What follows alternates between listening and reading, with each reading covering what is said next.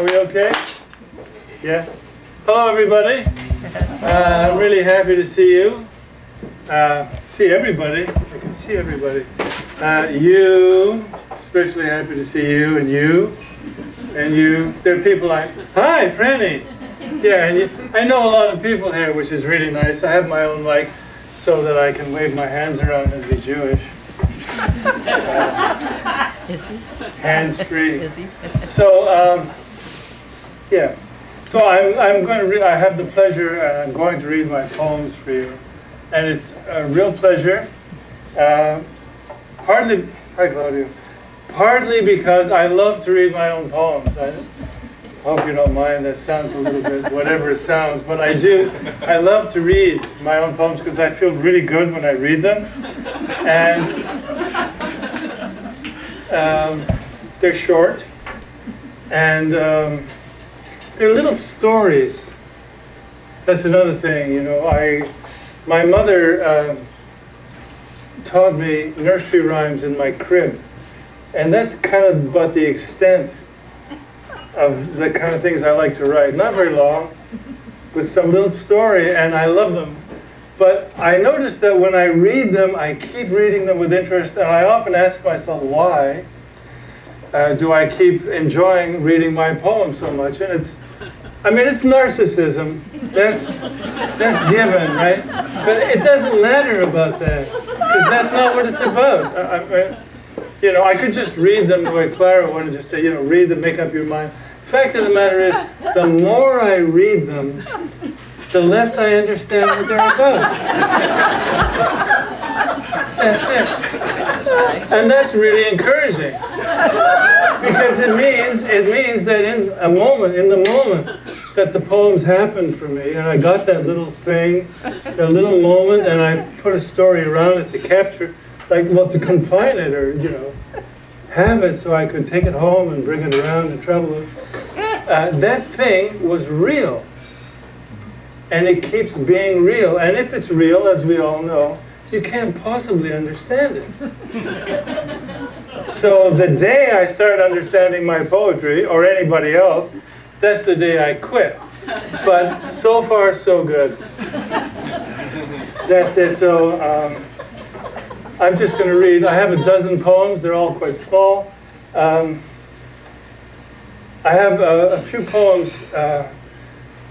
As Alan said, I've been reading around town quite a lot for the last year, so I get requests, which is really nice. So I've decided to honor a few people with requests, and then I have a few poems that are about poetics, which is my process of writing poetry, or they're about writing poetry.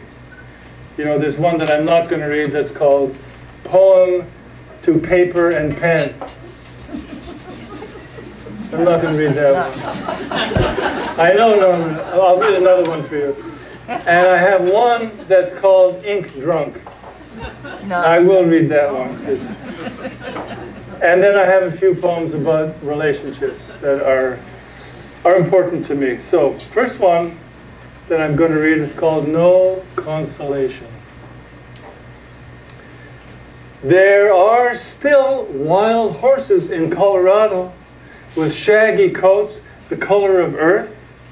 There are still hairy lavender flowers with hearts of gold closed against the rain. You are still in Colorado, probably trying too hard and crying, like the day I hugged you and said, it's like hugging the whole earth.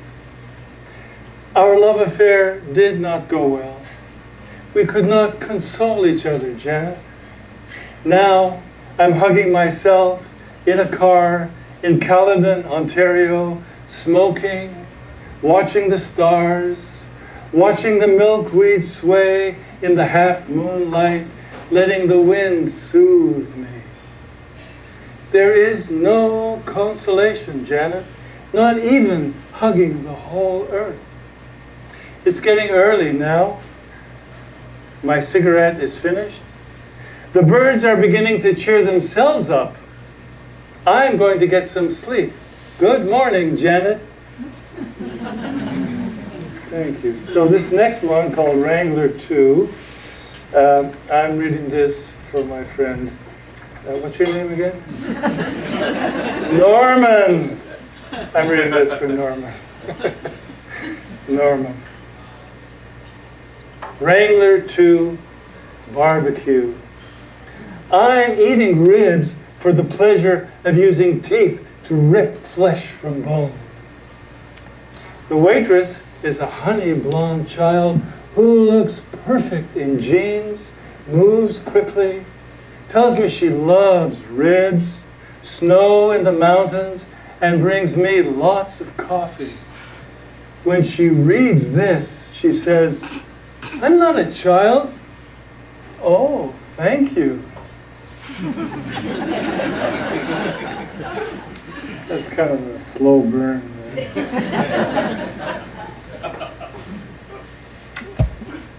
Old and new. This subtitle could be in praise of older women, just to counter the last one. Old and new. Age has softened her as ivory, warm and still. In passion she lies like a desert blooming. Her little cries are the keening of fire and water spirits pent in the earth and yearning to mingle with the sky. Yeah, thank you. Oh my goodness. Okay, The Devil's Thumb, 48. This reading is dedicated to Tom Hamilton, who might show up. He's a musician. He's around town. He's usually doing a gig somewhere else and says he's going to show up, and he often doesn't. But I did. I'm here, and I'm dedicating the reading to him anyway. Tommy, you're not actually here, are you? No. Okay. So, The Devil's Thumb.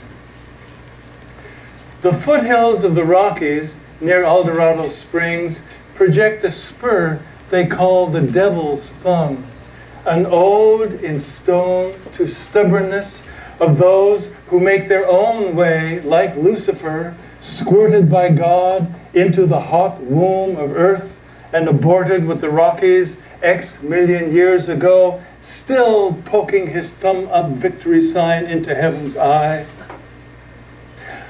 I also think that spur of rock is Buddha, whipped into shape by the wind of his own desires to hover as the human link between earth and heaven. He sits above the city among pines, winds swept by the furious bliss of his breathing into attitudes of dancers. He breathes in pollution, the pain of rock stars who murder their wives, of women who want babies and out of doubt abort them. His out-breath fills the valley with wave after wave of warriors dancing over the hills like pines that repose on the softness of sandstone peaks after a long march through canyons of darkness and light. So, poetics, now into the poetics. The first one I'm going to read is a portrait of a young poet who might have been me, could have been somebody else, but it goes like this. The hungry mosquito was always his favorite pet. From childhood on, he'd let them finger his veins and suck and swell as though they had the right. The city he came to seemed like a vacant lot where he studied in silence, cooked for phantom guests, had jobs and tangled love affairs, wrote poems in bed, on the bus, at work, in the laundromat. His friends all said he was the ambitious type. It hurt to feel they thought him a parasite the world would suddenly slap. He was dubious, devious, subtle, straightforward and blunt because he decided to trust the whole display, including the probe of his mind, the flush of his charm. He was a mosquito The world was his arm. So, thank you. Okay, well, I got you. All right, so this is the poem called Ink Drunk. And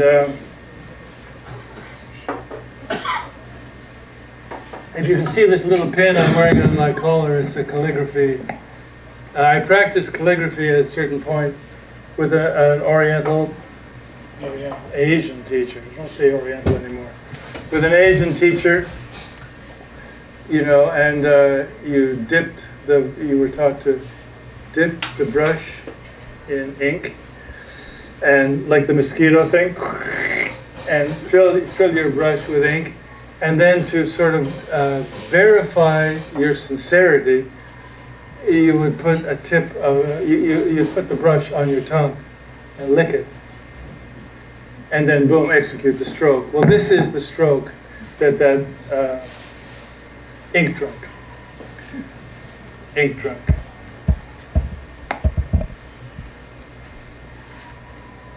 Drink, drink, drink, drink, drink, ink, hunk, hunk, drunk, drr, drr, drunk, drink, ink, drunk, unk, unk, dre, dre, dre, hunk, hunk, drunk, drank, drank, drank, drank, drank, unk, drank ink, ink drunk.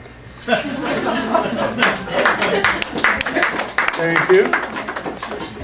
So that's on the subject of poetics, and this other one, the title kind of speaks for itself. It's a poem.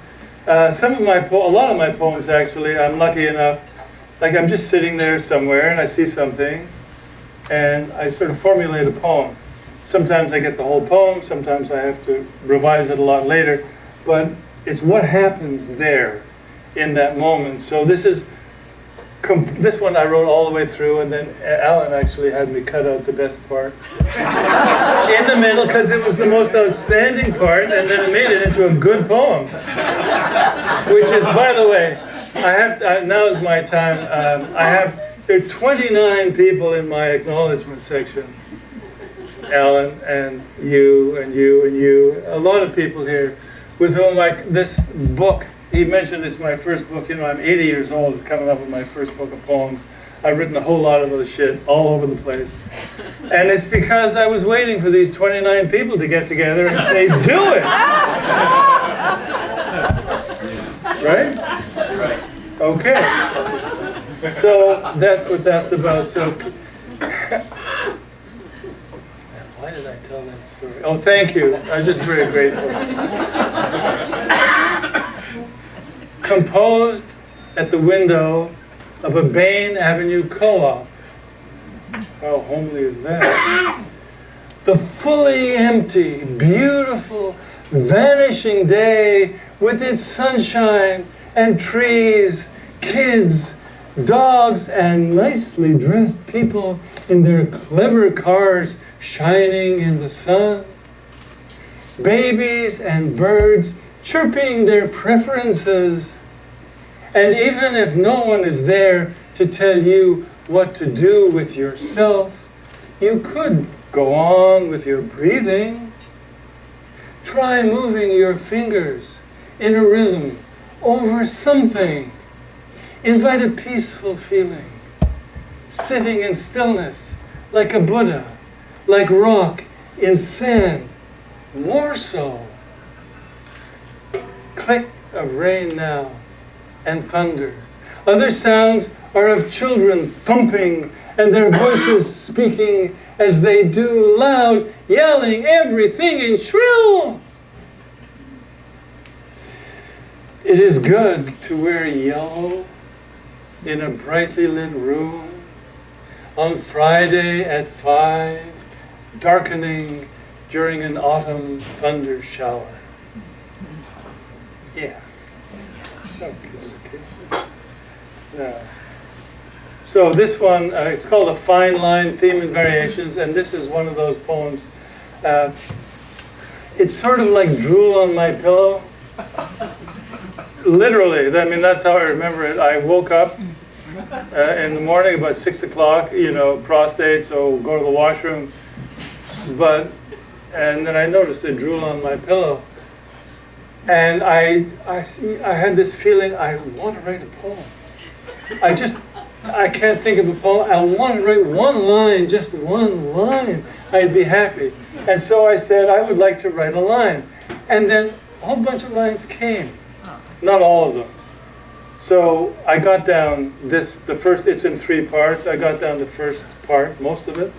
And then I decided to do theme and variations. That was work, I'll tell you. There's no drool there. So, work, right? You know work? You got work, don't you? Yeah, good. So, I would like to write a line so hungry it could catch its own dinner, so transparent it could see through my trips, so ironic it would smile at your fears, so slippery you could pleasure yourself, so supple you could fly fish for trout, so musical it would purr at your touch, so sensitive it would come in your mouth, so venomous it would spit like a cobra, so luminous it would bend like a rainbow, so strong it could hoist a piano, so persuasive it could make up your mind, so forgiving it would bind us together. 2. At the word hungry, a kestrel slips my lip, soars, stoops, breaks, and plucks its quarry, a vole, in desperate dash across gravel path from grass to grass. Sensitive signifies tongue, coming to a head like penis, or snake, insinuating its length between lips, bent like rainbow reflection in spawning pool, where dry mayfly arcs at end of supple line, intersects sipping rise of trout, who mouths then spits the hook, her slippery smile lost under purring ripple of sea-run current scene. A glass piano, fearlessly falling from sky to earth, may persuade you with music to forgive this story, yoking ideas not till now in your mind. 3. A line so fine could catch its own dinner, see through my trips, smile at your fears, pleasure yourself, fly fish for trout, purr at your touch, come in your mouth, spit like a cobra, bend rainbow, hoist a piano, make up your mind, bind us together. Nice. Thank you. Well, all right. Oh, music to my ears. Thank you. So now just a few about relationships, and we will make way for what comes next. What finally made it work? What finally made it work was the thought that you were the wife of someone else. I could stop there, right? But I'm going to do that again. It's fun. What finally made it work was the thought that you were the wife of someone else, the wife of an important man who was breaking your heart with someone else, the way my wife was breaking my heart by falling in love with someone else, also an important man who also wanted to leave his wife and finally make it work with someone else.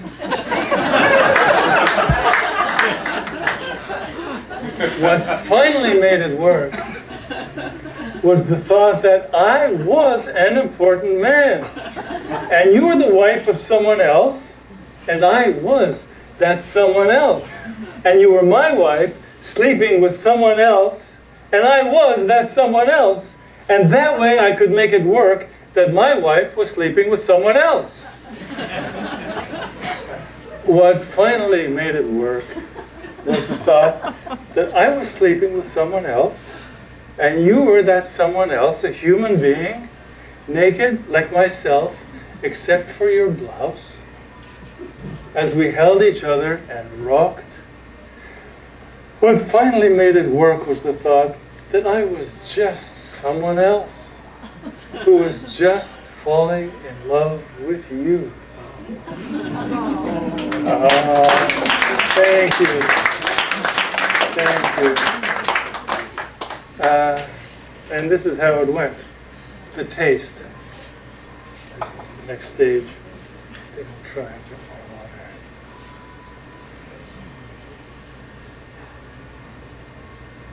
water. The taste. Try it from here. What is it? That taste you put onto my tongue, so spicy and sweet, it lingers even when you are gone. Last night we drank sake. Even after you hugged the toilet, you tasted spicy and sweet. I finished your sake, drove you home, and undressed you. You wanted the covers over us as we fucked. I kicked away your bedside books. I burrowed into your plump cunt and found the strength to stand up, holding you, a large woman, with my cock in your body. We embraced until the sun lit up our morning sickness. Are we pregnant with something?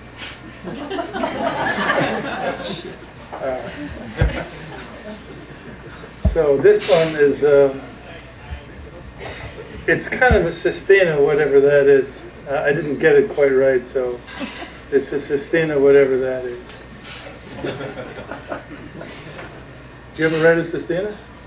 Yeah, you can never really get them right, though. Yeah, well, I got this one right because it's not a sestina. Well, you change the rules and you make it work. What finally made it work was I got rid of the rules. Anyways, Mary in white. Mary in white stands on the porch with sun on her back, making a brilliance. Her long hair is clean. Her arms are moving. She sits on the porch, resting her back, enjoying the brilliance. The wind is clean. Mary's fragrance is moving. The silence is white. She comes back, clothed in brilliance, dressed sheer and clean. Mary's body is moving and slender and white as she steps from the porch. She rises in brilliance. Her gestures are clean. Her lips barely moving in prayer to white. Mary bends on the porch and gathers up wood. She sweeps the floor clean. The hearth fire is moving. Mary's stockings are white. Through the door to the porch, she brings candles back, looks into the brilliance. Mary is moving. The rain is white. She reaches the porch and a voice calls her back. Her face is in brilliance. The wet earth is clean. Yeah. Thank you. Thank you. Okay. And this is my closing number. It's called Cricket Song. And it's about a person who, I was 33 or so when I met this person, and he changed my life forever. So, called Cricket Song. It wasn't you. You made a big impression on me, but that was different. Although we're still friends after. Actually, I knew you before I knew him. Anyways, Cricket Song. Some things never change, always change. Cricket Song, for instance. Who you are. Cricket Song is who you are. some kind of continuity in my life, a thread running like a stallion through patchwork of perceptions as these eyes, ears, noses, tongues, bodies, minds unfold our world. Who you are never changes. Your neck is pine tree, back and shoulders are cliff. Your eyes are crows, the kindness in them lake, dark and inscrutable. You are the bright moon, riding on water. You see everything simply. You are the nature of compassion. The doors of Terminal 1, Gate D, arrivals, open and shut. They are a mouth, a mind, a womb, a vulva. Images pass from that world to this one. We are satisfied. We wait for you. We have eyes, ears, nose, etc. only for you. You are in the hands of customs. You are giving them a thorough going over. I think of you that way and enjoy waiting. Like the sun from behind a passing cloud, you are here. Thank you.